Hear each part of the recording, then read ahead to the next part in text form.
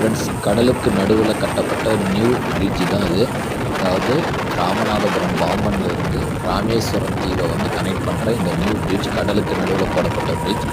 இதனுடைய ஸ்பீடு இதுக்கு முன்னாடி 20 கிலோமீட்டர் ஸ்பீடில் தான் மெதுவாக போய்கிட்டு இருக்கும் ட்ரெயின்ஸு. ஆனால் இப்போ பார்த்திங்கனாக்கா நியூ பிரிட்ஜ் கட்டணமாட்டி டெஸ்ட்டுக்காக இப்போ ரன் பண்ணுறாங்க.